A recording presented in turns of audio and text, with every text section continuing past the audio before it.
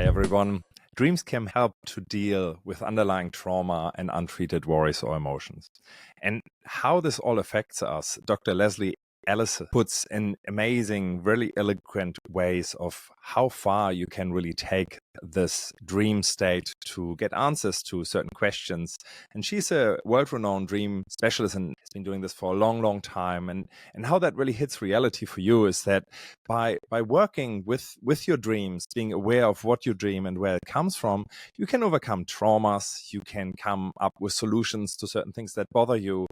And the scary thing is, if you don't deal with your traumas that are presented regularly by your dreams, a reoccurring trauma, let's say, there is evidence that lifespan is shorter. So if you want to show up fully in life and want to get through certain things that hold you back, this is positive no matter whether you are the CEO of your own life, the CEO of a company, or the CEO of your family, whatever it is, you are in charge of your life.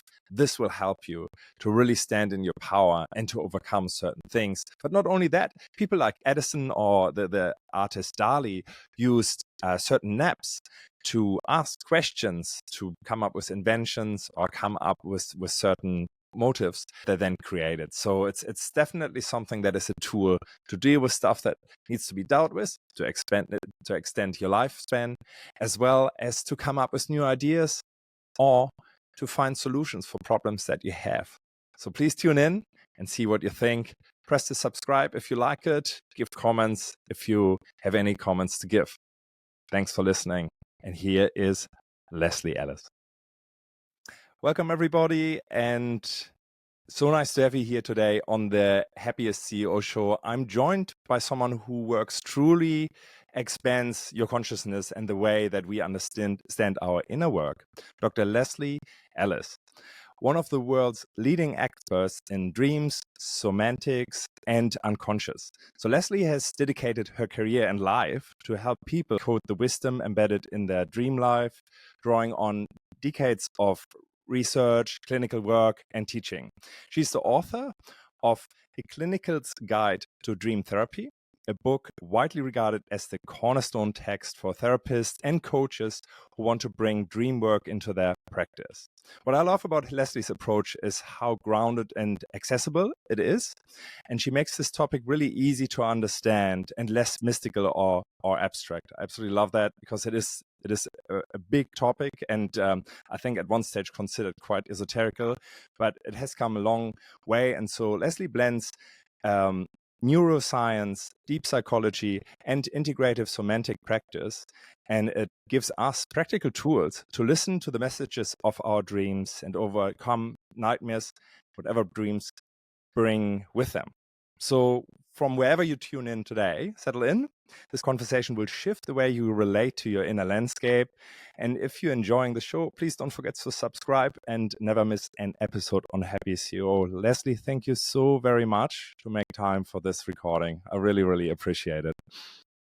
Oh, thanks for having me here. I appreciate being able to talk about my favorite topic. So yes. Yeah. And did you start quite early being interested in dreams, or is that something that sort of came through your academic work and you just found your sweet spot a little bit later? I've always been interested in dreams. I think, I'm just trying, I don't know if I can remember a time when I wasn't actually interested in my dream life and fantasy life. And I've always been a kind of a daydreamer as well. I spend a lot of time just kind of in a reverie. So yeah, it's been a lifelong interest. Yes. And I guess research has come a long way as well of actually how we understand this. I certainly have sort of picked up over the years that there's more and more understanding and had a conversation just last week. She's seeing sort of how far it comes. Why, in your mind, why do dreams matter? Well, they're kind of a unique form of consciousness, I guess, is how I would put it. And what happens when we're dreaming is that our conscious mind, our editor, the prefrontal cortex, if you want to, look at the brain side of things, is really dampened down when we're sleeping, and that's the part that's like an internal editor. And so it's like what comes through in our dreams is unedited, which is nice. And instead, what happens is that dreams are kind of driven by what's going on in our bodies and what's happening in our emotional life. And so they tend to picture things that are really important to us, that have where there's deep feelings associated, and they're picking up on things that we might not notice, or things we might avoid, things that are maybe sometimes more difficult to be with. So as a clinician or a therapist, you can imagine how helpful that is, that dreams are unearthing the things that you're avoiding, things that have big feelings, and they're unedited. And even though they kind of present themselves in a cryptic or bizarre fashion, once you understand how to read them, it's an incredible tool for either, if you're a clinician, getting to know your client at a deeper level, or yourself, like figuring out what really matters to you. That's amazing. And does that have to do with sort of the work that Freud did, where where you would put your or is it more Jung? Sorry, Carl Jung, with a dream journal. Is that sort of how you work with people? So they actually record dreams every night, and then you sort of look through it and see certain patterns? It's so varied, because sometimes people will come because they have nightmares and they're just wanting them to stop. I work with mainly training clinicians now, but I worked with a lot of trauma in my practice, and a lot of nightmares. And so some of it is just like, will you kind of help me with these dreams and make them stop? But for the most part, it's about people learning more about themselves through their dreams. So I would invite them to write down their dreams. That's the first thing I suggest. And people always go, well, I don't remember any dreams. And I like, they're so bizarre. And the fact is, when you actually invite people to write down their dreams and just pay attention to them, they do start remembering them. And there's a lot more there than they realize. But yeah, starting with just when you first wake up in the morning, I just invite people to just stop for a minute before you leap out of bed or start thinking about something else. To just slow down and see if there's something you remember from the night, and write it down. And even if it seems bizarre, unhelpful, not very important, I suggest people write it down anyway, and then we spend time with them. And what comes from it is amazing. It's really amazing what dreams pick up on and how they communicate it, because it's so it's almost like poetry. It's really densely packed and image based. But when you spend time with what the image is about, it's usually deeply meaningful for people. So you wrote your dissertation actually on post-traumatic stress syndrome, as well as nightmares in refugees. So if I would think about, I'm just making this up, if people actually have a nightmare about what happened in their real life, how like, let's say, some sort of trauma happened. I mean, just making it up, veterans from war, sort of from being in war zones. If they would have recurring nightmares about that, I mean, they're real, right? So how would you work with them to help them untangle that and stop these nightmares, and go back to a more sort of normal life? Big question. Yeah. Okay. I mean, I could give you like a sort of a short version of that, because literally I'm preparing a 6-hour course on that very question, and I'm not going to take 6 hours to answer you, I promise. Fair enough. But so the first thing is that a nightmare that actually replays a real life event is a signal that is not a metabolized trauma, that hasn't been processed. So the closer your dream is to what actually happened, the more of a concern it is. That basically is usually associated with post-traumatic stress and all of the symptoms that come with that. It can even increase your risk of suicide. It affects your sleep, your mood. It's usually a warning sign, or a sign that if you're dreaming about the trauma just like it happened, that you haven't really made any headway on healing or recovering from it. And most dreams, like all the other kinds of dreams you would have, are they might bring in some things from waking life, but they're a whole unique creation. And so these trauma dreams that are called, they're replicative trauma dreams, they're called, are the one kind of dream where you go, oh boy, this means that I need to work on my trauma. And so what I do, and this is not just me, but it's pretty standard practice in nightmare treatment now, is to in some way, shape, or form. Start with bringing the dream back, trying to, bolster the person, calm them down, get them so they're ready to face their dream material, so that you don't want to just kind of turn toward it without some preparation. So it's because our dreams are a reflection of the emotion we bring to them. So if we're frightened and nervous, we kind of picture scary things. And if we're calm and curious, then the same dream can look quite different. And so what I do is like invite someone to just, make sure that their bodies are calm and they're open and curious to their dream material. And then we go back into the dream. And the way I work is experiential. Not everybody does this, but I invite them to re-enter the dreamscape and actually look around for things that might be helpful, and have them pick up, those things that might bolster them, make them feel a little bit less frightened. And then from there, imagine that the dream continues onward. So it's not often those frightening nightmares stop in the worst possible place. Like they'll wake up right in the middle of when they're crash, their car is about to crash, or they're about to be attacked, or something really frightening, and then their body wakes them up because they're so activated. And so I invite them to go past that point and let them carry the dream on, using not necessarily what actually happened, but bringing in all kinds of imaginary help and things that might make it better, whatever they want, honestly. But the more I prepare them with courage and support, the more the dream is likely to continue in a way that feels more constructive. And then once they've imagined that dream forward, what happens is, and I've never had this happen where the dream came back the same way, because it becomes a different dream. It has a path forward. There's a little more confidence in the outcome, and we're not actually sure why it works, but this is really a helpful and simple process. Just to, even when people learn this, I notice that they when they wake up in the night with a nightmare, that they go, "Oh, I could just imagine it differently. I can carry it forward," and it gives them a sense of power over their dreams as opposed to helplessness, something they can do. And a lot of times the dreams become way less frequent, way less distressing. Sometimes they stop even, and their post-traumatic stress symptoms they get reduced dramatically. So it's something quite simple to do and surprisingly helpful. Just thinking, it's like, it seems so easy, like, oh, I'll just imagine it differently, but it really does help.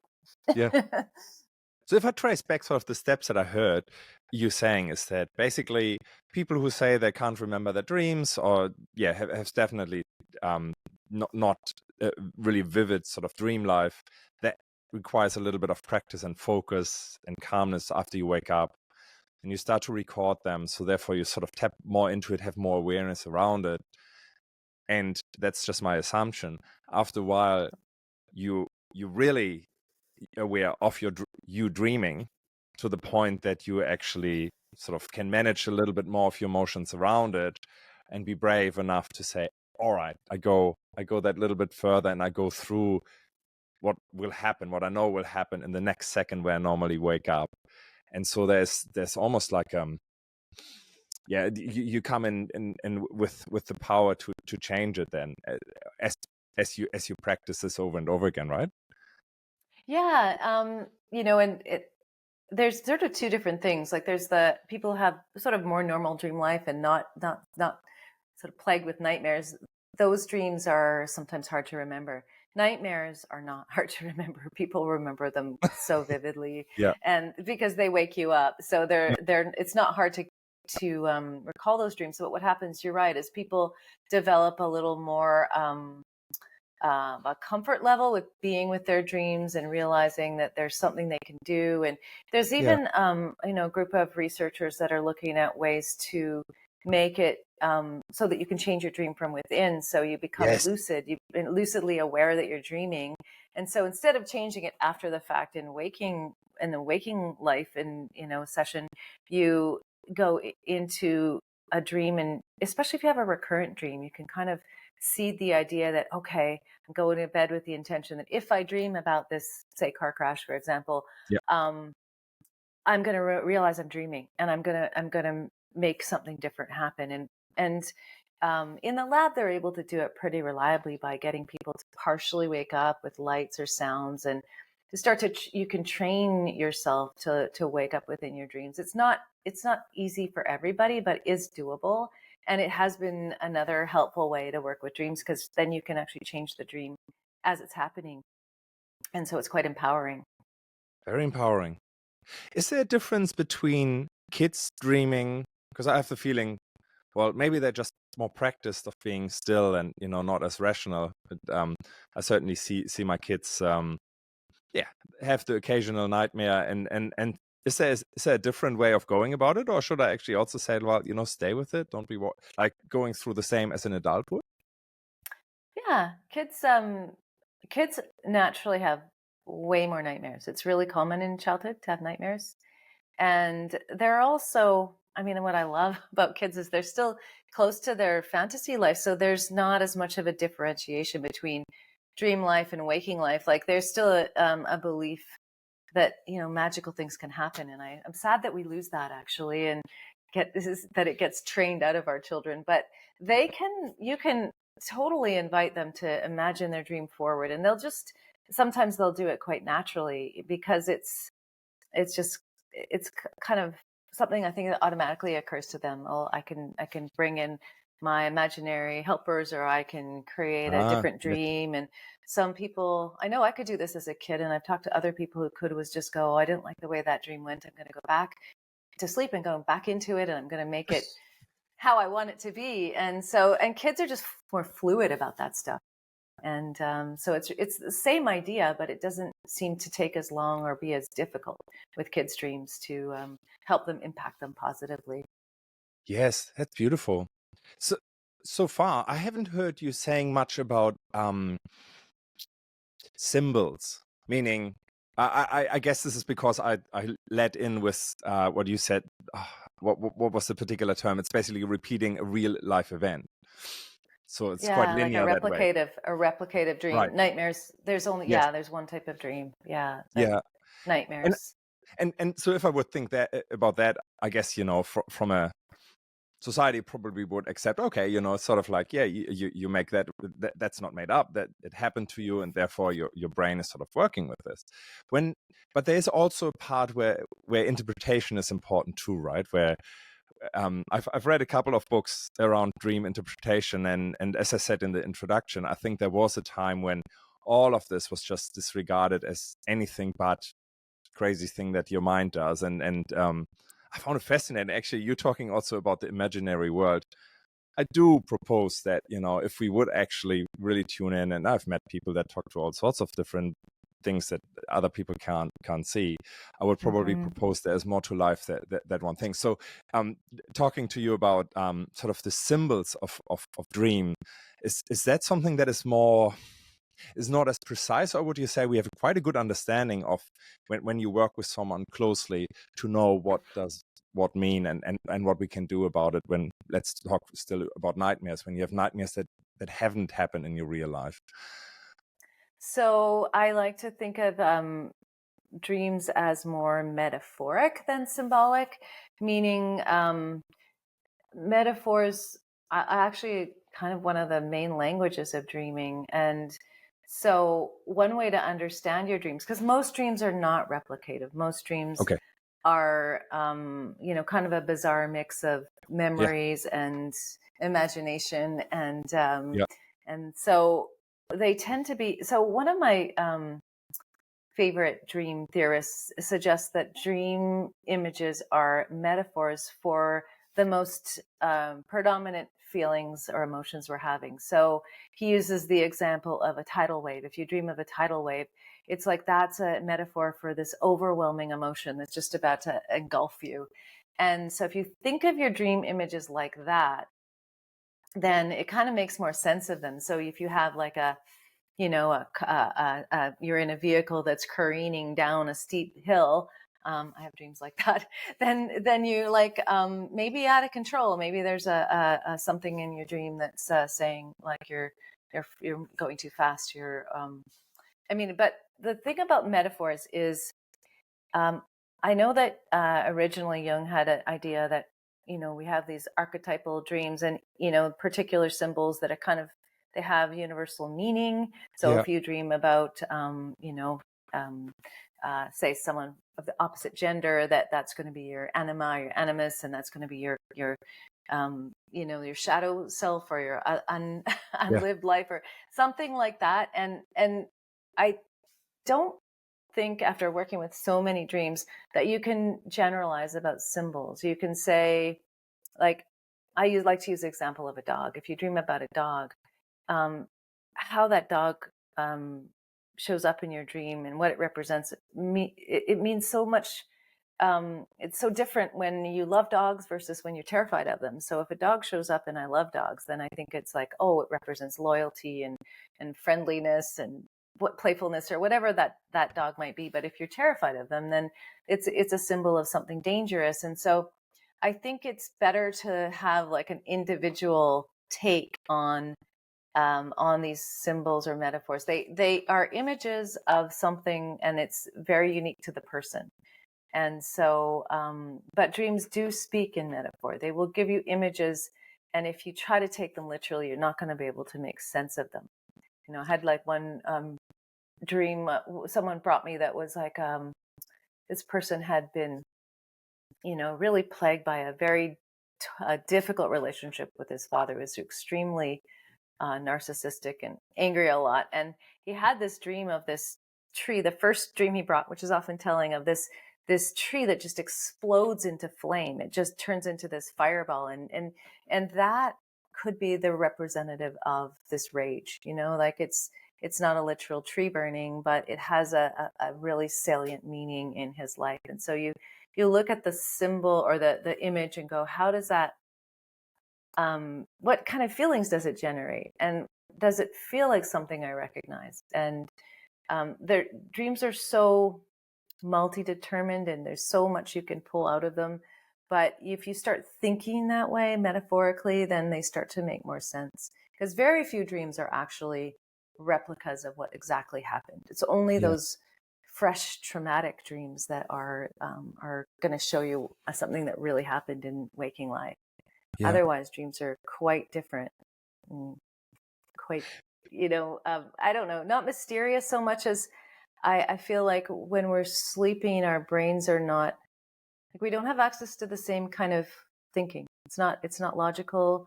It's not language based. It's more image based. And so Uh-huh. the dreams they're doing their best to show us something in the language that they speak. It's not like Yeah. they're trying to be difficult, I don't think so. Can you make the distinction what symbol versus metaphor, what the difference there would be? Well, symbols seem like to me to be more fixed, So and that universally, if you see a tree, it always, that would be that train of thought. Whereas you say, for someone like the dog, for some people, it's a really positive thing. So a metaphor is an individual then sign, and it depends on what their relationship to that sign is. Yeah.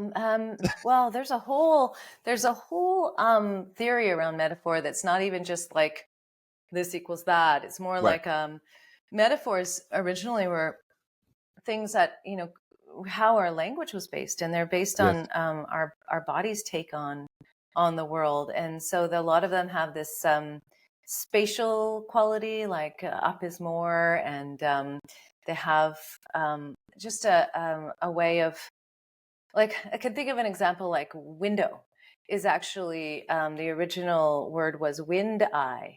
So it's a if you think about a window as a wind eye, it's something that opens and that the wind can come in. And so Yeah. the metaphors are like, they're not just like a linguistic device. They're actually based on our experience of the world and an embodied experience. And if you trace them back, we have metaphors in almost every word we use. And so it's kind of I think a way.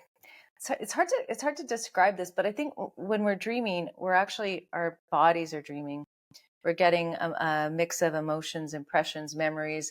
We're sorting through those. We're Yeah. laying down memories of what's important to us. And there's a theory just makes sense to me that when we go through our day and we see a million things, the things that get an emotional response are the things that get tagged to remember. That's how we decide that it's important. We got a rush of feeling. And so when we're dreaming, the dreams will pick up on those things that brought a rush of feeling, and they'll create a kind of a network of associations, intertwine it with our memories and lay those down in long-term memory. There seems to be some process that happens when we're dreaming where we sort through and then there's a process of remembering. And the metaphor seems like almost like our first language, like it's a universal language. And you notice that people's dreaming is throughout the world, throughout cultures, has these similarities. And so I think it's our body's way of speaking is through metaphor. I'm not sure if this is clear, but it's a way to think about it. Like they're more than just a linguistic this equals that, whereas a symbol might be like, like there's a cross as a symbol for something really specific, or whereas metaphors have this embodied quality that's more universal and open. It's more open. Yeah. So when someone comes with you and says, "Look, I see a burning tree," and somehow that I can see this is linked to my narcissistic dad. Mm-hmm. What would be the next step then? How would you work with, and how is a therapist working to help changing that? Is that again sort of going into the dream and changing it? It seems to like the metaphor of a burning tree to me. I guess you said it's rage. So that's somehow related, and I'm sure it's really nuanced depending on what the whole dream showed. But what would be the next step to help this person getting over that nightmare and maybe also over that trauma with the dad? Well, actually, the step of identifying what that image is carrying, like why is it so intense, and so I think discovering that this has to do with your family history and the unpredictability, the danger, feeling into that and making sense of where the image comes from is actually a big part of what's helpful. And from there, so what I typically do when someone brings me a dream is I'll ask them to tell the dream as if it were happening now.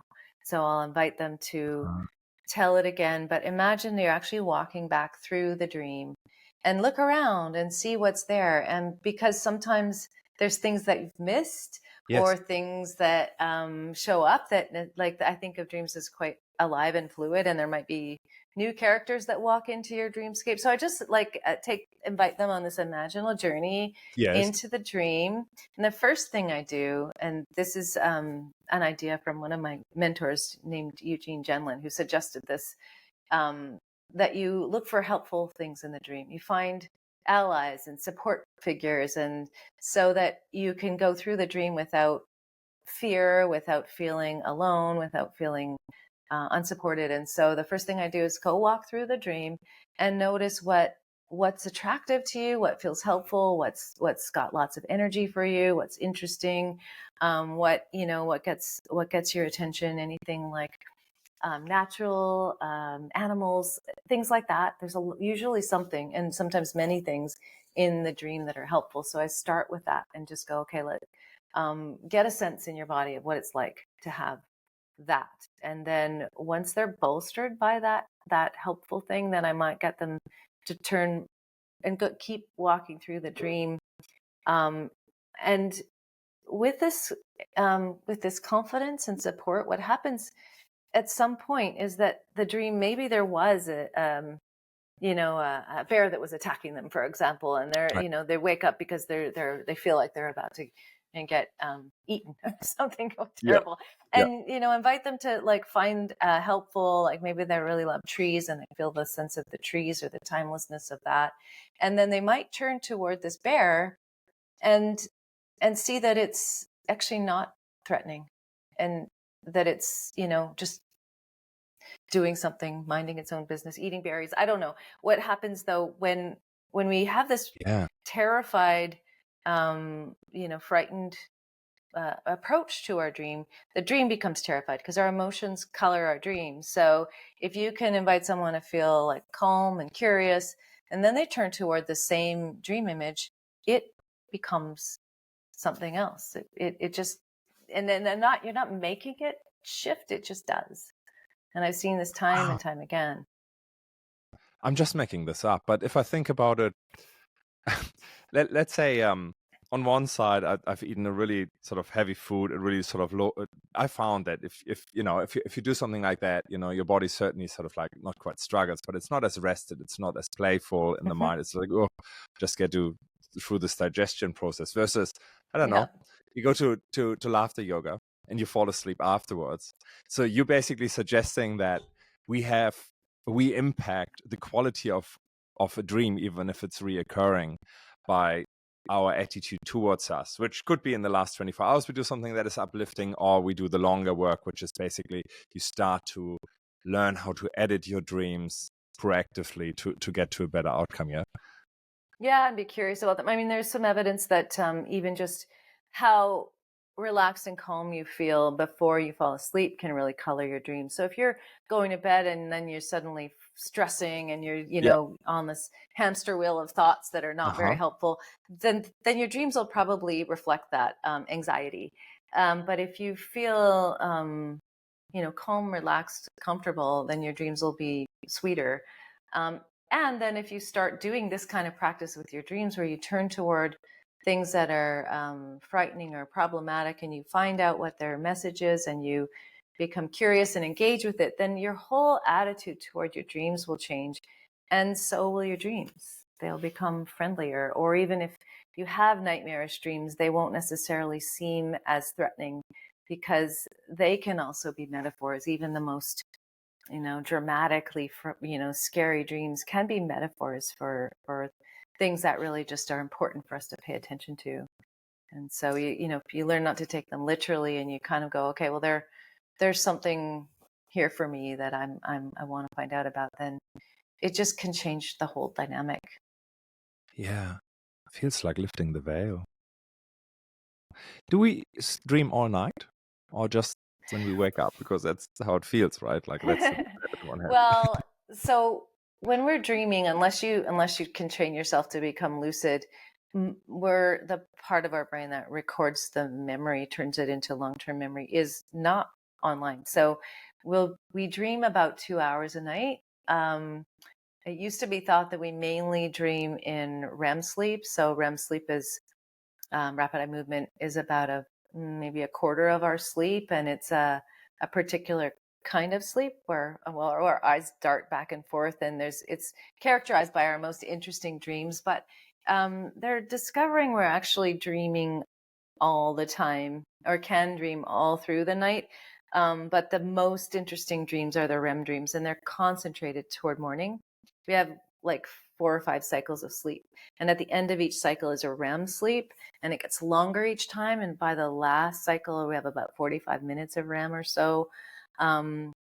And so if you wake someone up, this is what dream engineers and dream researchers do, is they can tell by your brain waves that when you're in REM, and they'll wake you up and ask you, what were you just dreaming? Because they know that they were dreaming.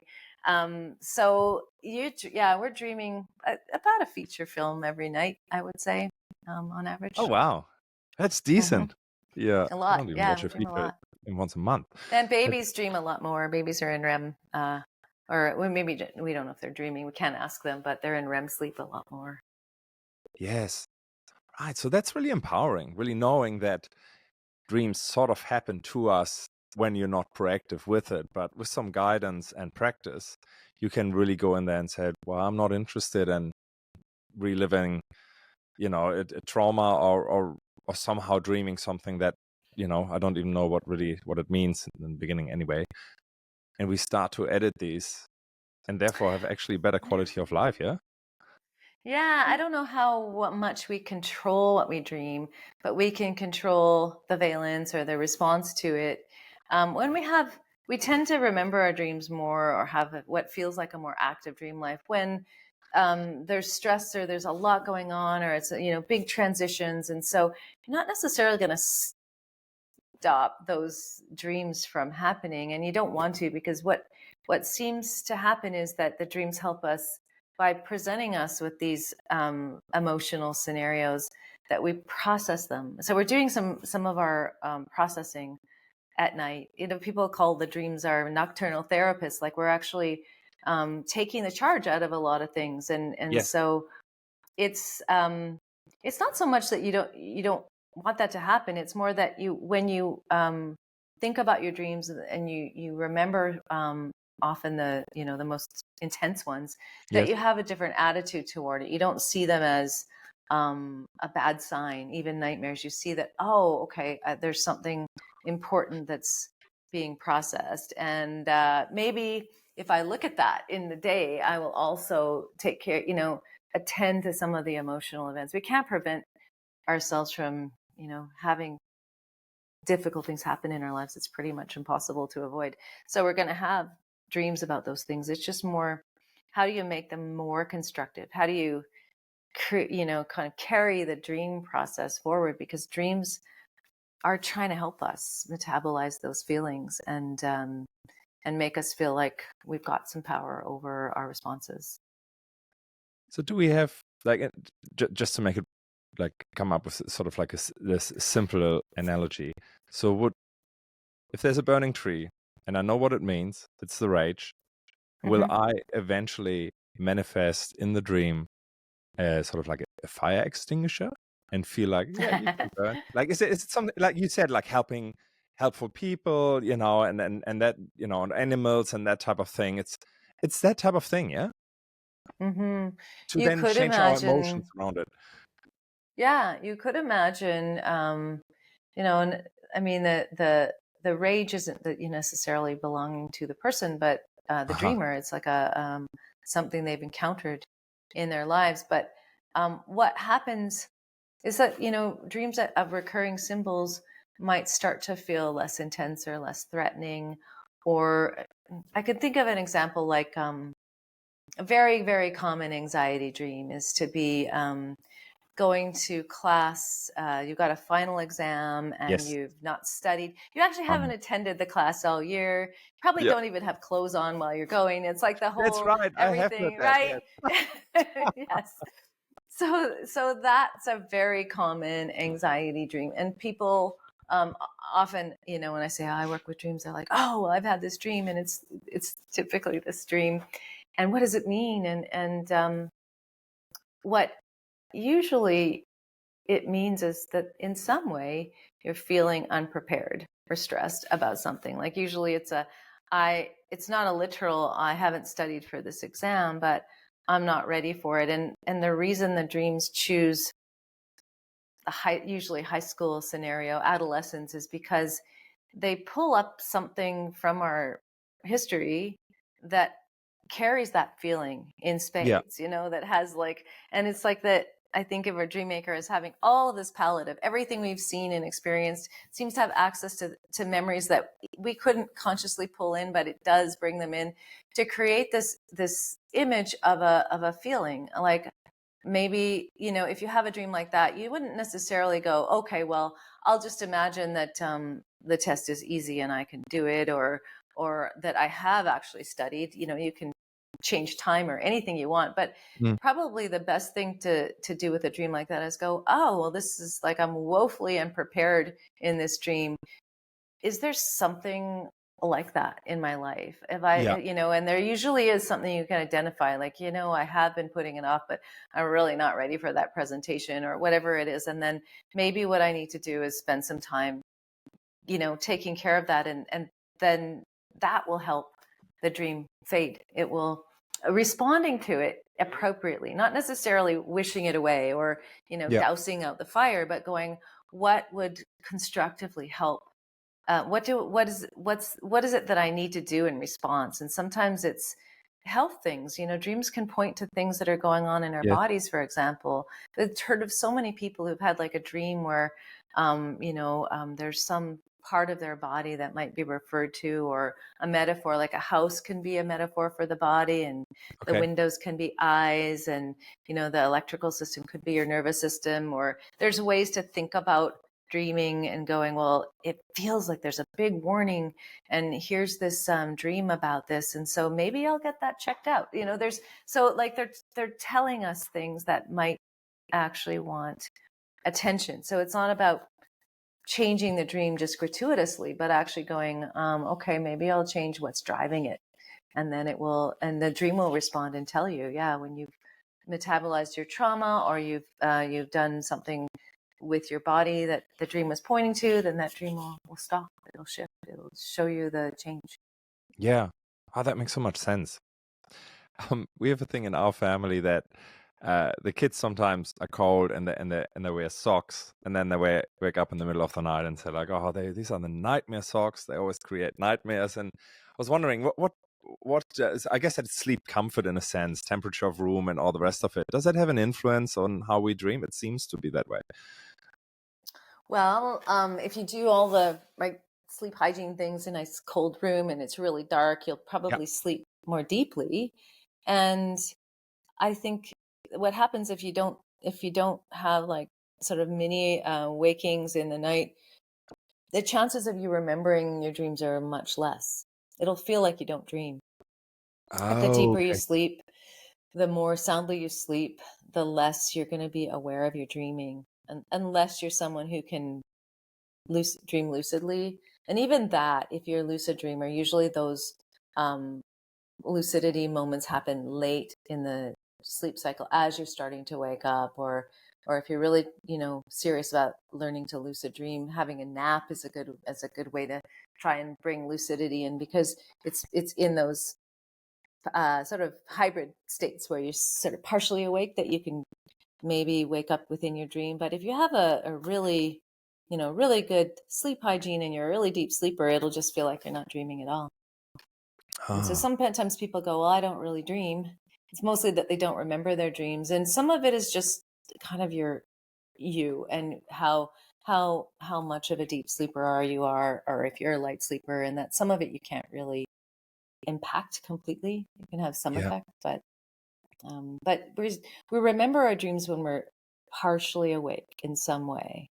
There's the tape recorders on and we can remember them. So whether we're awake and dreaming, or whether we're in this as we're falling asleep or as we're waking up, we're kind of in and out of waking and dreaming. That's where we catch our dreams. So are people who've learned to lucid dream people who sort of master this whole like editing your emotional landscape through your dream world into the way that you want to see the world?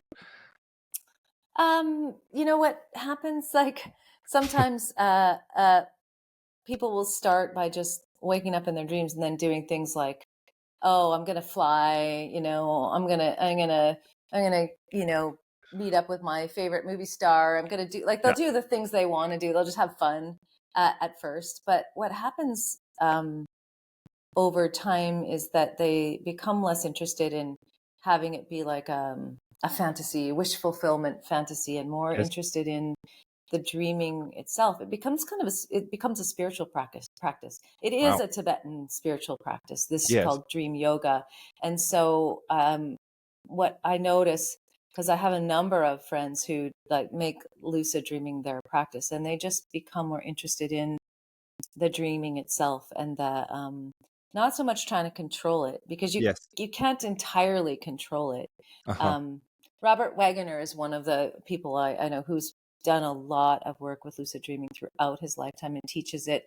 And he said to think of it like this: is like you it's like this the person in the boat. You can steer the boat, you can change its direction, but you do not control the ocean. And so you think of the dreamer as the boat, and the dream as the ocean. The bigger entity of dreaming is not really within our control, but they tend to want to experience the altered states that you can go into, or ask the dream what it wants to show you. They start to become more interested in what the dream can show them versus just having a lot of fun instead. Fair enough. It changes, it evolves. That makes sense. I haven't had that many lucid dreams, so I don't necessarily have a story to tell, but I've had several, and they're qualitatively different in that when it's like, when you're fiddling with a picture and you turn up the saturation so the colors Yeah. get really bright. Yeah. It's like that in a lucid dream. Everything is brighter and more intense, and there's such a good feeling that comes with them. It's such a magical realm. I feel like it's such an amazing state to be in, that whenever I've been lucid, I've just been mostly just letting the experience happen without trying to change it too much, trying to stay in it as long as I can, because Yeah. it's just so magical. We don't remember necessarily the dreams we had if we don't have a practice of recording them. So you have kept over 30 dream journals, I believe. So Oh, I've got at least that many. I would say more. All my life I've been writing them down. Yeah. so and this sounds like a very, very helpful tool to, I guess, see patterns and see how things evolve as well, and bring the consciousness to it and make it a daily practice. Would you say this is a great step to start writing down dreams like that? Yes, it's really I think if you're interested in your dream life, and even if you're interested in becoming lucid, and you want to start basically by writing your dreams down, getting to know your patterns of dreaming, because the steps toward lucidity, or just toward understanding Yeah. yourself better, are to write down your dreams, and they do have patterns of that will repeat, and you'll start to recognize the dreamscapes and the dream characters that visit you a lot. And I mean, I did my master's degree in counseling at it was called Pacifica Graduate Institute, and it was a Jungian oriented school. And part of it is that we had to basically, as part of our learning, do our own couple years of Jungian analysis. And a huge part of that work is bringing your dreams and drawing your dreams, creating art from your dreams, learning about them, re-entering your dreams. So there's been periods of my life where I've been deeply immersed in dreaming, and I will tell you that it does teach you so much about your emotional landscape and your habitual responses and other alternatives. And it's very much like, I've described it like this, as those really good friends who have known you for so long that they can be brutally honest with you, and will tell you when something's amiss, or like they'll tell you if you're not being Yeah. a good person in different ways. Like it's stuff that's hard to hear a lot of times. And so I think what I've noticed with dreams is that we're kind of blind a lot of times. Even me, I've like worked with dreams my entire life. I still would say that when I have a dream that feels important, I don't just write it down. I actually have a friend, colleague, who I say, like, I need to sit down and unpack this dream with you. And she'll sit with me in my dream and be able to help me get something from it that I probably wouldn't be able to access anywhere near as easily myself. Dreams are like the things that we avoid, the things that we don't want to look at. They're a little bit distant. They're difficult to completely understand. Even our own dreams, even after studying them for a very long time, I find it much easier to sit with someone else and have them help me tend it. Yeah. And I So believe. yes, There you go. I was going to say, yeah. So starting with writing it down, but then also once you've got that, you can help, like start a dream group, or go see a therapist who works with dreams, or work with someone else and just tell them your dreams. Like they don't have to necessarily be an expert. People will have huge blind spots about their own dreams. And if you just tell a friend or tell a family member, they'll go, oh, yeah, well, that's clearly this. And they'll kind of know sometimes what's obvious that might not be obvious to you. Yeah. Well, it's a real blessing then. I guess in particular the nightmares, the unpleasant ones, are certainly a big highlighter from the subconscious to say, hey, this is something to look at. This actually, because I think the reality is, and we talked about it a bit before we got online. There's a lower life expectancy if you are if you're not dealing with your nightmares and so on, which to me, I would take that probably broader and say, like, if you don't deal with your trauma in general, your body is impacted by whatever it is. And as you unblock this, so will your body function better, because there are no emotional blockages, right? Yeah, so the research that's coming out is really alarming about nightmares. We know they're associated with trauma, recurrent nightmares. Like everyone has an occasional nightmare, but if you have Yes. a nightmare every week or more, Okay. then it's a really a warning sign that there's something that you haven't paid attention to that needs your attention. And people that have frequent nightmares that are related to trauma are about 4 times more likely to attempt suicide. They're more likely to have cardiovascular health problems. It lowers your life expectancy. And part of it is that if you have frequent nightmares, that's related to elevated stress and related to poor sleep. And stress and poor sleep are really you know, not good for our longevity and our health. So nightmares are a really clear marker of something that actually needs attention. And what's nice about them is that they will give you the warning sign and they'll repeat it until you actually um, pay attention to it. Deal with it. Like Yeah. sometimes it's really about a trauma that's so hard to face that typically people will avoid feeling it. But if you feel your way through it and work through it, then the dreams will tell you. They'll stop, they'll calm down, there'll be a shift in your dream life. So it actually shows you, you've made some progress. And if your nightmares stop, you know that whatever was driving them is also no longer as big a driver, no longer as big a concern. Yeah. When I think about the coming to school on a test day with no clothes, uh, actually, I've never had this. School played a different role for me, um, but I have heard from other people that this is a really common nightmare. So if people would start to sort of work with that, then I guess the first one you pointed already out, it is probably the feeling of not being prepared enough, and it comes from, well, if it would be me, the little Sebastian sort of felt always really scared about exams, and therefore there's this feeling of like, oh, I'm not prepared for anything that happens in life. And then I would start to, the way that we discussed it is like actually editing and making it less intense. But I guess like what I would intuitively also would do is actually talking about, well, where in my life do I feel unprepared, and is that a justified feeling, or is that just a muscle memory, basically feeling, well, back in the days I always was unprepared or had that fear, and therefore it's just a habit, and I can now start to work consciously in the wake state also on changing that habit of feeling, oh, I should have done more. Yeah. Well, I think when dreams are bringing up a pattern like that, like Yeah. the exam dream, the classic exam dream, that Yeah. usually it's not just historic.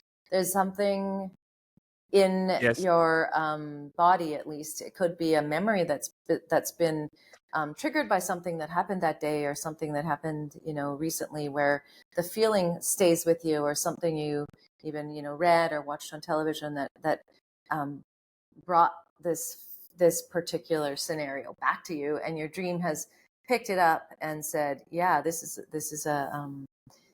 something that's caught me. It's got my attention. It's got me stirred up. And a one-off dream like that, you might not necessarily Yeah. change your whole life around, but Yeah. if you keep getting these patterns of dreams, or you have this dream, sometimes dreams can be so intense and big that they really, you can tell, okay, that dream has something to tell me, and I really need to pay attention. And I can think of, there's a book. I'm part of this association called the International Association for the Study of Dreams. So it's all these dream researchers from around the world, and dream lovers, and anyone who's interested in dreams. It's such an amazing, eclectic group. And they put a book out called Dreams That Can Change Your Life.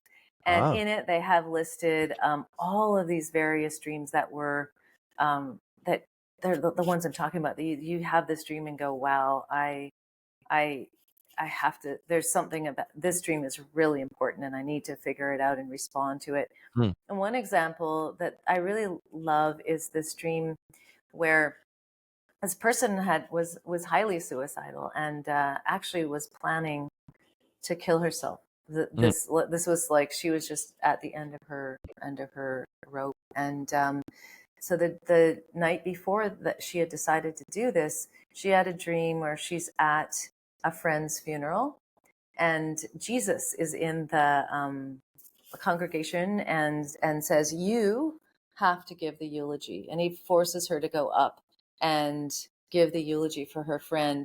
And in the dream, she's looking at all of the people who are mourning the loss of this person, and she feels it like it would have been her if it was her, to be faced with a room full of people who love you and family and friends. And she got this really visceral, not just an intellectual feeling, but a really visceral feeling of the grief that she would cause by taking her life. And so after that dream, she vowed like never to entertain the idea of suicide again, even though she was still depressed and there's still lots to work through. This dream basically showed her, no, that is not something that you want to do, and here's why. And it gave her a very distinct experience that changed her mind and her. So they can be like that. Dreams can be just such incredible messages that and timely, and lots of dreams that I've heard that are extremely uplifting also, that come at times when people are in despair. Sometimes it'll be like a great mother figure or an angel or something beautiful that they'll be held by. So there really can be so big and impactful at times, and it's really clear how to respond to those kind of dreams. Wow, that's so wonderful that can done. Yeah, that can happen too. Yeah, beautiful. So, if I'm interested in working with a therapist, how do I know that I get a good therapist? There must be some sort of gold standard in terms of training, or something that gives me the feeling sort of that I'm in good hands. Is there any pointers that you can give in terms of who to seek out? Well, if you're specifically interested in working with dreams, then it's important to find someone who's got training in psychodynamic or Jungian therapy, or Okay. focusing. It's you know there's fewer and fewer people now that are trained in dream work, and Wow, it's become, yeah, I know, it feels like that's such strange. a loss. So I actually wrote a book on my book, A Clinician's Guide to Dream Therapy, Yes. specifically to give therapists one place they could go if they want to work with dreams and treat dreams, because in sort of more mainstream psychotherapy programs, dream work is not, it's not standard practice anymore. It's not really taught.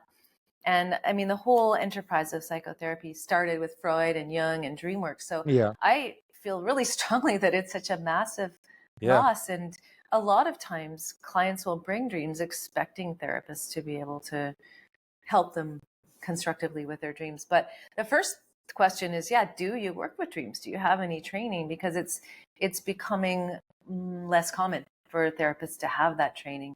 And then after that, it's really just, I recommend meeting with them, and or if sometimes people will have like a free phone session or some way to just get to know them. And there has to be a feeling of, I can tell this person, I'm comfortable speaking with them. There's a rapport, and that's not so much research as just trying it on, because you know how, like, just in life, how you can meet people that you're really comfortable, easy to talk to, and some people that Yes. there just isn't a fit. So you have to find a fit as well, Yes. and that's just about by trying it out.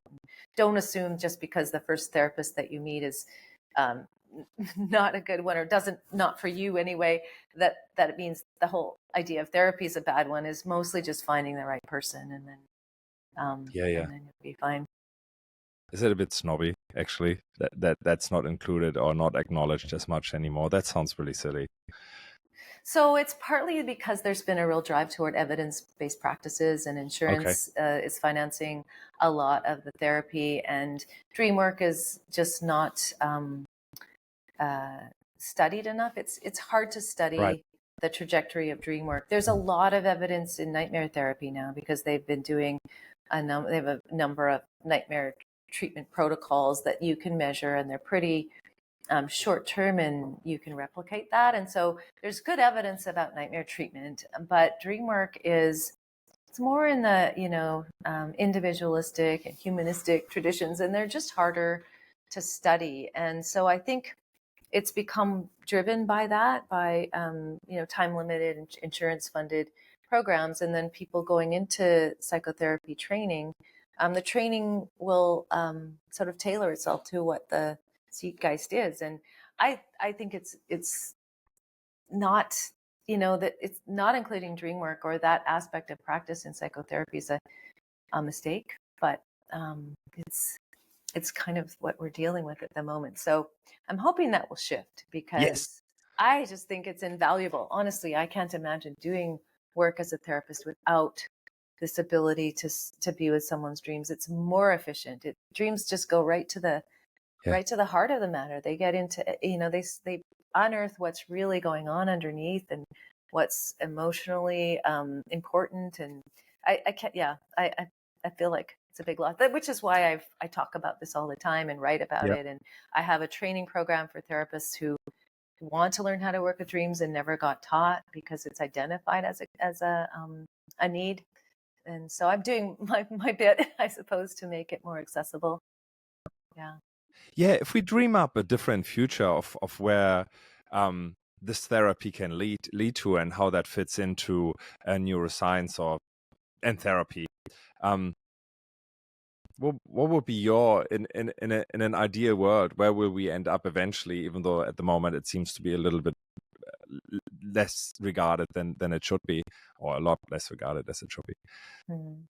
Well, in an ideal world, dreams would not be considered this sort of fringe, esoteric thing that some of us pay attention to and some of us dismiss. It would be more like, we'd wake up and tell each other our dreams, just in, at the breakfast table or with our family or with our partners. And it would be like a normal part of the conversation, that dreams would be considered important information, and because they do carry important information. And so that would be more, more of an everyday thing. And there are cultures where this is a practice, where dreaming is information for the community and for the world, and that's listened to. But I would like to see dreams, as more just a standard part of everybody's life to think about. And when you do have a big important dream, that it's something that you would talk about, and it would be normal to do that. And that, yes, the therapy world, they would be well versed in how to work with dreams, but it wouldn't even be just confined to that. Dreaming would be something that we talk about and understand and pay attention to. And I honestly think that the world would be better off for it, because people would have more awareness of their emotions, more management, I suppose, or more regulation of their feelings, and would be able to face difficult things without blocking them or without overreacting. There's a way that being with our dreams makes us emotionally more mature. So I would love it to be just interwoven in society. Yes. Actually. Well, talking to you, like I will make sure that we incorporate that in our family breakfasts more, at least on the weekend, when we all have enough time to talk about that, because I think that sounds like such an easy win, in a sense, to talk about maybe hidden emotions that the person doesn't see, and in a group you can get to that much more. And my theory would be also, look, I think people overall are just more tired, more exhausted in an emotional sense. And I wonder whether that also means that when you wake up, you don't give it that time, that slowness, that awareness, because life is stressful. There's maybe more pressure nowadays from society. Don't know if it has anything to do with that we're more left brain as well, so that we don't allow sort of that to come through. And it would be shame to lose that. And in fact, it's such an accessible way to understand one own emotional landscape. Yes. Yeah, it increases increases connection between people, increases Okay. empathy. There's a way that when you tell your dream, even though it may seem like a silly image that's, Yeah. kind of, here's a fun thing I dreamt about. You're actually, bearing your soul in a way. Like you don't realize how deep dreams go or how intimate those conversations are, even if you're, thinking it's just a funny image that came by. That Yeah. when you tell your dreams, especially over time, you start to get to know a person at a much deeper level, and you can really start to connect, at an emotional level. And if I have a dream that's really disturbing, like my daughter, for example, she will always call me, no matter where in the world she is, if she's had a big dream that feels scary or important, and she just tell it to me. Even just I don't necessarily have an answer all the time. It's not about, I think of dreams as more of an emotional communication, not a puzzle to solve, but more as a, here's what's happening in my inner life. And if it's really scary, sharing it and just letting the feelings arise and be held in a bigger group, a bigger container, that alone is helpful. You don't have to have it all figured out to, it just drops the conversation into something much deeper. You can Yeah. really feel it. I lead a number of dream groups with my students, and the conversations just become sacred. They just become deep, rich conversations. And Yeah. you don't always know exactly what's going on with everybody or what Yeah. the images mean, but it doesn't have to have a definitive answer. It's more just like feeling into that realm. It's really rich, just Yeah. enriching, connecting. Yeah. I love that practice. I just wasn't aware of it, even though from a childhood's perspective, it's just a companion. It's just part of reality, is really dreaming. And I'm always surprised when asking my kids, did you dream anything? And the answer is normally yes. And it's probably an odd question for them. It's more, what did you dream about this night? Whereas like for me, that's probably shifted over the last 10 years. I do believe I dream way less. Well, no, I'm less aware of my dreams. And It's just, talking to you, it's an awareness piece, right? yeah, as you get older, you do recall dreams less often. Okay. Um, so and certainly it's during times of um, emotional turbulence, or when there's a lot going on, Mhm. that your dreaming is more intense. So it's more likely to be recalled.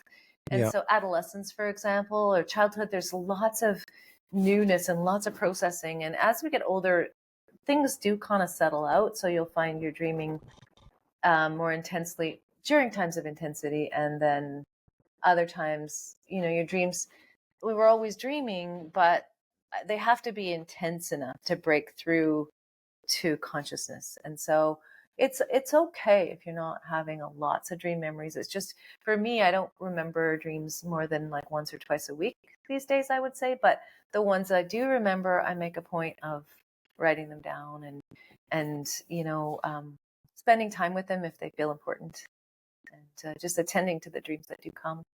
Yeah. What's you might also talk to people who say, look, my relative, my partner, my friend um has recurrent nightmares. How can I help them? Like, what would be a gentle way of sort of bringing that maybe up? I found that sometimes the case. We either the people that suffer a particular issue, I found, or we are the people that want to rescue and help that position in a relationship. Um, do you have some good tricks of how to gently sort of say, maybe there's more to your dream, and what would you suggest to sort of them to be curious and encourage them to sort of dig a little bit deeper and work with it? Yeah, well, I think if you have recurrent nightmares, it's probably motivating to do something about them. Yeah, right. And because they're going to disrupt your sleep and your mood, and they're not good for your health. And Yeah. like, I would first of all say, look, if you're having recurrent nightmares, you need to um, do something with those. And if it's about a specific trauma, Yeah. I would suggest they actually go to therapy and do something to metabolize that trauma. Because if it just keeps repeating, they can get stuck in this vicious cycle that doesn't fix itself, Okay. and it's not benign. So I would say, get help for the serious nightmares. If they're less serious, you can suggest they do their own version of like, it's called imagery rescripting or imagery rehearsal therapy, where you write the dream down and then write down a new ending and spend time with the new ending. Just imagine the part of the dream that you create and see if that changes it. You can see if that they can kind of do some self-help with it, because it has been shown to help. Most of the time, these practices will help to some degree, sometimes dramatically. They don't seem to cause any harm. So, Right. I mean, I would say pay attention to it. Talk to someone about those recurrent nightmares. And if you do get help, notice the frequency and the intensity. Does it drop? If so, then what you're doing is working. And if not, keep going, because it's important for your health, for Yeah. your long-term mental health, physical health. Yeah. Um, I think I put some words in your mouth, sort of like why my theory, why my life expectancy would be lower if I have recurring nightmares and I'm not dealing with it. But I don't think that you really said, sort of like, from your point of view, why that is. Do you have some sort of points that you always consider why there's a connection between recurring nightmares, trauma, and lower life expectancy? Yes, there's two things. That the biggest thing is that it's carrying us a lot of stress, and the stress Uh-huh. in your body creates a lot of there's a lot of ways that it can impact your health, particularly cardiovascular health, heart health. So we know that just in general, stress Yes. is bad for us, and so there's a way that, you know, recurrent nightmares that are about a trauma are usually going to go along with post-traumatic stress. And there's many um, many things that go along with that, including poor sleep, higher cortisol levels in your body. There's usually emotional reactivity. There's also just the way it disrupts your sleep can affect your health. So, if you look at the impact of poor sleep, really insufficient sleep on life expectancy, and you look at the effect of stress hormones, stress, cortisol, high cortisol levels, those two things are make it more likely for you to have cardiovascular health issues, heart issues. And Yeah. if you put them together, like nightmares, when nightmares both are there, it's actually it's worse for you than smoking, apparently worse for you than obesity, having frequent nightmares. This is very new information that's just been released in the last this summer. So in the last 6 months, that Yeah. they've done some big studies on looking at the impact of nightmares on your health. Or not that the nightmares are causing it, but the nightmares are a sign of these conditions in your body that are not good for you. Yes. And I'd have to read it to give you more specific detail, but that's kind of the gist Yeah. of it. And it's more and more research is coming to light over time of just how much nightmares are linked to health. And this is new. It used to be, well, yes, we know they're linked to mental health issues. And um, virtually all of mental health diagnoses include more prevalent nightmares, particularly post-traumatic stress, anxiety disorders, depression. Those all come with more nightmares. But now their research is uncovering links to physical health as well, and how nightmares are linked to that. And suicide risk it's been study after study that's confirmed that if you have frequent nightmares, your risk of suicide goes up exponentially. And that's something that happens outside of other risk factors like depression and substance use. And nightmares are an independent risk factor for suicide. I think because, when you get no respite from your trauma memories, even at night, it can feel pretty hopeless. And I Yeah. do want to stress that, yes, you have to pay attention to nightmares, but there's simple solutions to it. There's things you can do that can help pretty quickly in most cases. Yeah. I love that. Um, that recall about the suicidal person that sort of had Jesus in her last dream and doing the Julie, or had Mm, to read the Julie. Just as a message yeah. of hope, do you have some other examples, sort of, that for common nightmare where you saw people taking certain actions and sort of turned that around and they stopped the nightmare, that comes to mind? Oh gosh, I have so many examples. I've done this with, I don't know, I count countless number of people. What I can say is that, in my work and in the work of the people I teach this methods to, and people that do other forms of nightmare treatment, imagery rehearsal therapy is a well-known one, lucid dreaming studies, all of these things are dramatically helpful. There's actually very many treatments.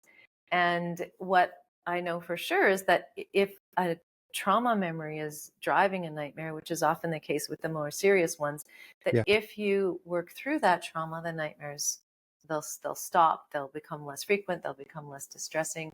So it's the tendency, and one of the symptoms of post-traumatic stress is to avoid those difficult feelings and avoid triggers. And so that's how come it gets stuck, because it's like the dreams are actually trying to help.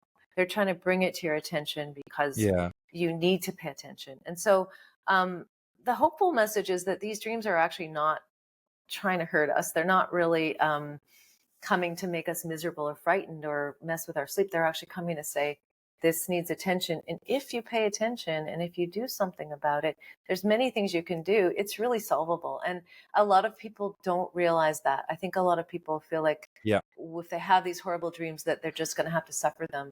And it's not true. It's the biggest misconception there is around it, I think, is that you Yeah. can't do anything about it, because there's just so much you can do. And sometimes, quite often actually, these methods of just imagining it forward differently, in setting it up so you feel um, Yeah. calm and capable of making some other story, that simple thing usually has an impact right away, within a session or two. And and that gives someone hope and some sense of agency, and then they're more confident to turn toward these things and resolve them. So there's a strong message of hope, because there really Yeah. is, there Yeah. are really well tested and pretty simple solutions. Yeah. And I hear you saying you don't have to go through your trauma exactly. It's more like you start to take agency of the dreaming process, and therefore, as the trauma dream comes up again, you will have just that ability to sort of bend it a little bit towards a less traumatic experience. But the sounds of it, which to me is less frightening than someone facing, okay, if I now talk about this dream, which was something that happened in the past, or it symbolizes something that I'm really, really scared of, then I have to deal with whatever scares me. And I suppose for some people that's already too scary. And I guess if you have a therapist that is really empathetic that way, they will guide you through it and will not give you more than you can chew, in a sense, Exactly. Yeah. Yeah, you do need to in some way metabolize those feelings. It's not Sure. like you can completely avoid feeling it, but you can do this in a controlled Yeah. fashion where it doesn't feel overwhelming, and where you have support to go through it. And usually when you turn toward it, it's actually not as bad as you imagine. It's the avoidance and the thought of it that can be, can make it feel much bigger, especially trauma from early in life. You feel Mhm. overwhelmed by it, but what you don't realize is that you're a much older, wiser, more capable person that's now Right. facing it, and it won't be beyond you. And if it is too much for you as a solo person, just Yeah. just get help and get support. And people have worked through so many things. There's a researcher that's looked at the dreams of concentration camp survivors, Mm. for example, and seen that even their dreams are helpful and lead them toward healing. It's like even the worst of traumas Yeah. can be resolved. And um, I think, well, certainly better than having them come back, most nights. That's not exactly making it better. Like, even though you're trying to avoid it, your Yeah. dreams are not letting you avoid it anyway. So much better to go face it with the right kind of support. And then what you'll find is, oh, I can I can make sense of this. I can move past it. It might still be a terrible memory, but it's not gonna hijack me in the night. It's not gonna, hijack me during the day. I'm gonna be able to put it in the store of bad memories that I can control more. It's wonderful. It really sounds like an ally when you talk about that, and I guess that's a good way to see it rather than feeling scared of it. And it's like, oh, I don't want to fall. I mean, I actually, yeah, thinking back, I do remember people. One person comes to mind who just had a lot of nightmares about a breakup that just happened sort of in the last half a year, and that solution there was just go to bed so late, not before 1 a.m., so that you won't dream. And yeah, maybe that's the first step. I don't know. But, like listening to you now, it's No. probably.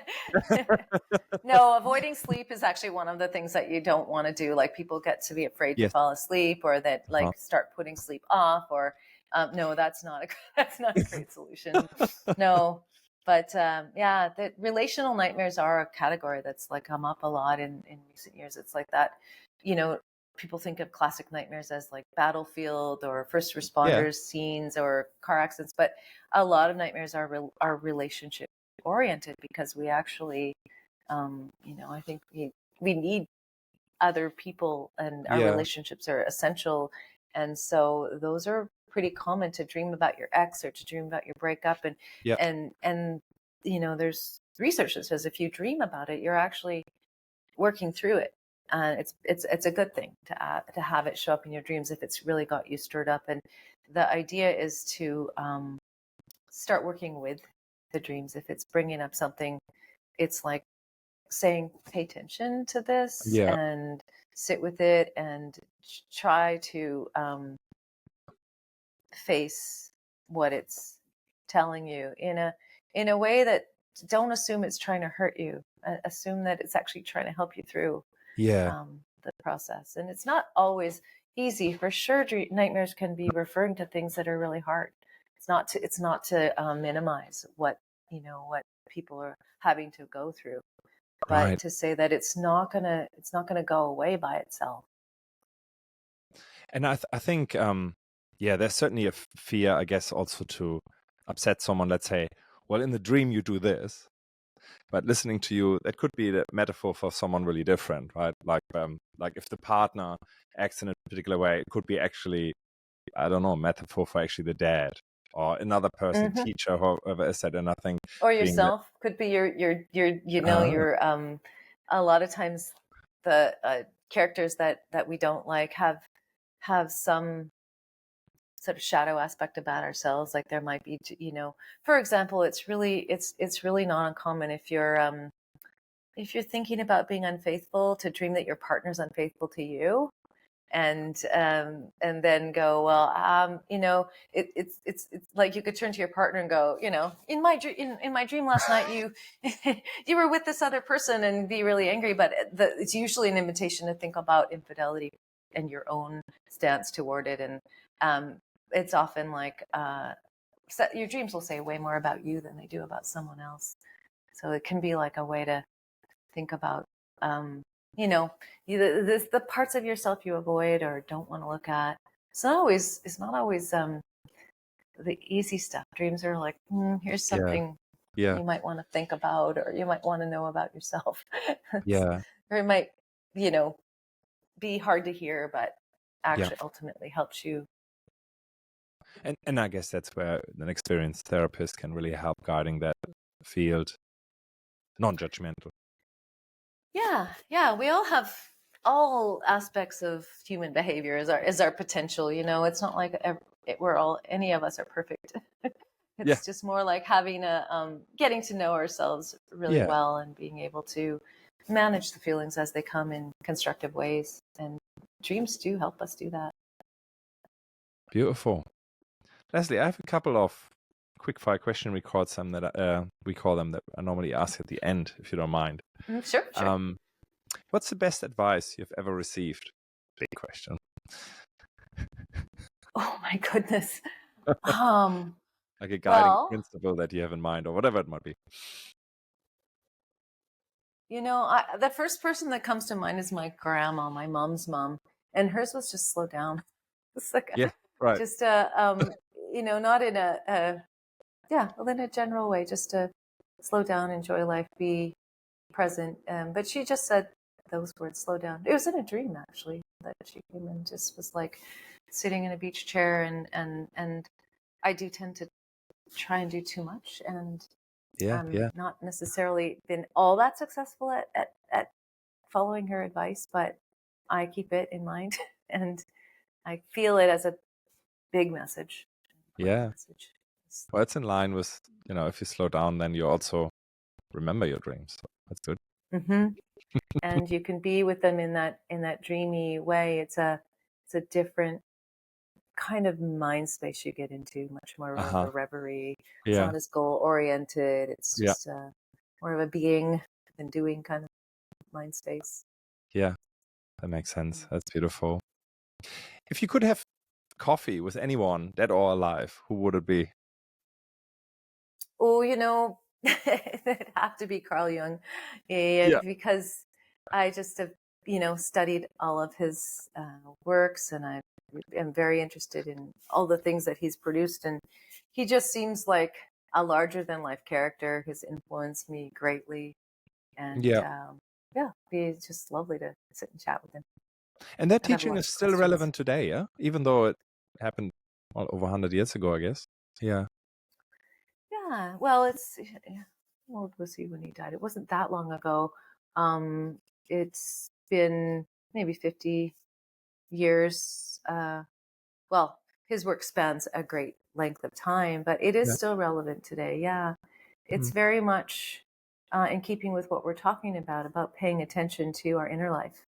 Yes. And he, interesting, if you read his autobiography, there's almost no details about his academic accomplishments, his work life, even his family life. You don't really see that he had an outside life. It's all, or almost all about his inner world. And I really do advocate, in my world, in my work, of paying more attention to our inner world. It's just as vast and just as interesting, maybe more so than the outer world. And it can balance things out. I think we can get too caught up in the material of the outside world. And so Jung was just an incredible role model for that. I mean, he really did follow his inner life in such deep ways.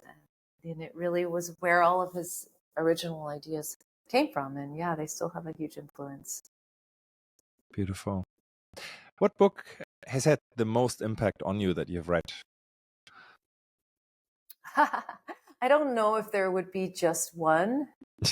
Honestly, I couldn't just. But the very first one that comes to mind, because it's probably the first big book I read, is like not just The Hobbit, but the whole Lord of the Rings Really? trilogy as well. Yeah, because um, I was quite young when I read it, but I got so like it really built this whole world, and I think I read it again very quickly after, just because of the way, especially reading it as a kid, it became such a rich fantasy world, and I think books that create worlds like that Yes. are it does feel like a dreamscape. These characters, they just lived in me, I could just feel like it. It's just I love the imaginal world, and this was such a dramatic. I mean, it's scary. I will say there was a lot of scary elements in it, but um, it just had a big impact because it created this entire world and so immersive. And I can just when I was a kid reading this, I just lived it. I felt like I was Yeah. right in it. Felt Yeah. very much like a dream, like that real. Yeah. No, I relate to that. I guess, authors like Tolkien would spend a lot of time and intention, put a lot of intention into each and individual sentence. Really, for me, yeah, it's Lord of the Rings, also Dune, which was written over a long period of time, but it's a framework that I have in my mind. It's like, wow, this is really close to a possibility of life, a possibility of reality, and I found, yeah, it's almost like a framework Yeah. to see the world through, huh? Yeah, Wizard of Earthsea is another one. I like that. Ursula Le Guin created this. It's funny because I live on an island, and she, and the Earthsea is this chain of islands, and there's this way that it feels familiar to me. That dreamscape. It's like a dreamscape. So anything like that. But yeah, Dune as well. Dune had a huge impact on me. Epic Boy, reader. water was precious. Oh my goodness, every drop. Yeah, every drop, exactly. Last question that I have for you is, and we talked about it actually. How do you start your day? So what's your routine of how you start? Quite unique, I imagine, because of your recording dreams when you do dream or when you Well, remember if your I dream. do have a dream, so I do, when I wake up, I try to lie still and see if there are dreams. If I have a dream, I'll write it down. And then usually, because I have a dog, I'll usually get up and go outside and in the sun and take the dog out, like just head outside, toss the ball for her. And I like to do spelling bee, New York Times. I do like it's one of my habits. Is I like to be told I'm a genius in the morning first thing, and so I get to genius, and then I know, and then it varies. But I find morning is my most generative time. I wake up really early, and so I like. I make sure that I have space in my morning, so I usually have a cup of tea and start my day with those things. Sounds like you took the advice of your gran in your dream a bit, slowing I down. try. I'm getting better actually just recently at even though I'm probably doing as much, I'm doing things one at a time and paying attention to the thing I'm doing and doing it, with kind of intention and carefully, slowly. And it's not that it's interesting because I don't accomplish anything less Mm, by slowing down. I just seem to be calmer and do a better job of things and feel more present and more satisfied with it. I'm trying not to divide my attention. yeah, yeah. A couple of my mentors would say that thinking time in the beginning of the morning, just focusing on one thing at a time and really thinking it through, way more productive than trying to rush and find a solution. I realize more and more that really that pondering, that thinking is actually where you speed up in a sense because you have afterwards the clear understanding of something and connect on it rather than, I don't know, try to get to the answer by just doing. Yeah. Yeah, it's more like living the questions, sitting with them, Yeah. and like I like pondering it. I do if I have a dream, write it down, but then also spend some time with the feelings it brings, and I don't necessarily try to figure out what it means. I'm just kind of become more of a, just more immersed in it, more like really dreaming back into it and letting it infuse me and what it's trying to bring me will maybe it'll become obvious, maybe it won't. I just like to linger. Sometimes I'll have a dream that's just so sweet, I just want to stay in that space for a while. Yeah. Before I let you go, it just came to mind. So can I also sort of direct my mind to create a dream for me, which is probably a little bit lucid Yes. dreamer. But if you say I want to work on this or I want to dive deeper into this topic, how would you go about that? You know what? It's really simple. There's a whole practice called dream incubation where if you have a particular Sure. creative problem you want to solve or Mm-hmm. something you want to dream on, if you it helps if you write it down. There's research on this. If you write down kind of like a Mm-hmm. specific question, like I'm not sure what to do about this relationship Yeah. conundrum or whatever. Can I have a dream that points me Yeah. to something I need to know? It's and then you think about that as you're falling asleep. Then and if you think about that over like 2 or 3 nights, chances are you'll have a dream that's relevant. And then you've got to, when you wake up in the morning, write down any dreams that come. Do that like for several days in a row, and treat each dream as if it's an answer to what you've Mm. asked. Mm-hmm. And they've even got now things. I'm working with some friends who are dream engineers who do what they call targeted dream incubation, where you might pair a particular. They're using it for, say, creativity, Mm-hmm. and to pair something like if you're thinking about, oh, I want to solve this problem, I want to dream about this, then you could even pair it with something like a scent or a sound that triggers that as you're sleeping. It could trigger that while you're in REM sleep, and it makes it more likely that you'll dream about that particular thing, or more likely your dreams will be creative. And this is a whole brand new area of dream incubation. But dream incubation has been practiced for a long time, and it does work to set an intention. Not every time, but sometimes I've done that. I've set an intention and my dream has been a direct answer. Not always, but yeah, you can. Famous inventors like Edison, Salvador Dali is an artist, just to be quick about this, but they used to use the dream creativity in their work and creating new ideas or new art. And what they would do, they both had a practice like this, where they would sit up in a chair and fall asleep. They would do this during napping, and then what happens as you fall asleep is your muscles relax, and they would hold a bell or a key or something in their hand, and then it would drop. And so they would catch them right in that process of falling asleep. And in that hypnagogic state where you're in this in between, it's clearly more generative, creative, associative way. It's where our creative mind works best. And so you can actually use these abilities to come up with creative ideas. It's really quite doable.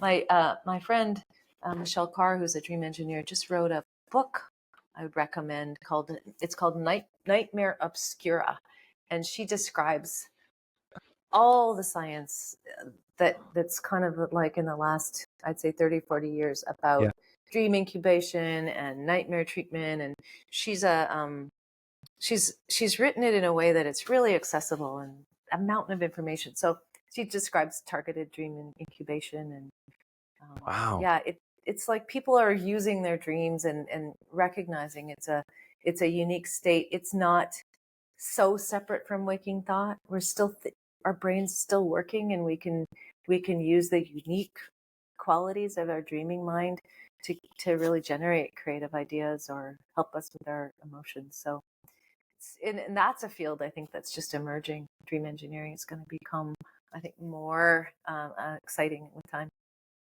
Sounds like people would call it a hack or something. That's great. Yeah, Love it.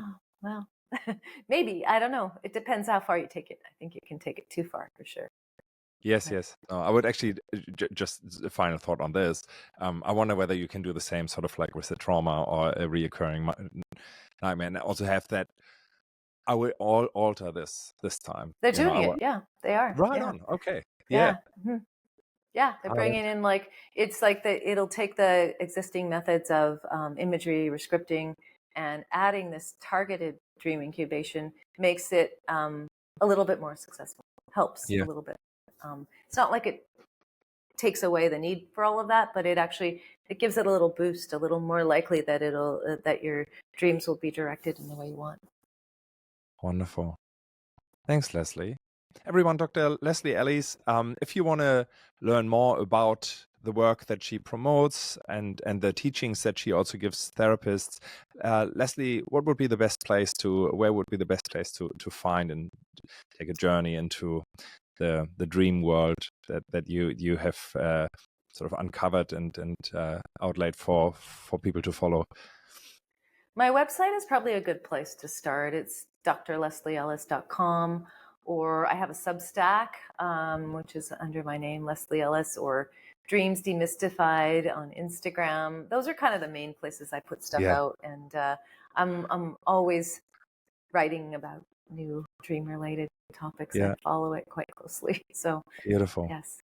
Well, thank you so much for being here. Thanks for all the time that you spent with me and the audience. And thanks for all your work. This is something that really excites me. I always love seeing solutions to what looks like problems, but really they're just signs of how you deal with something that is not dealt with. So I'm really excited about your work, and I definitely will take it up and do the dream journal, and on the weekend a breakfast table, definitely quiz the kids on it. The family breakfast dream telling is, I love that. It's been such a pleasure talking to you, Sebastian, and thanks for all your questions and your curiosity and your enthusiasm. It's great. It's been great. Thank you so much. All right. Go well. Mm. You too.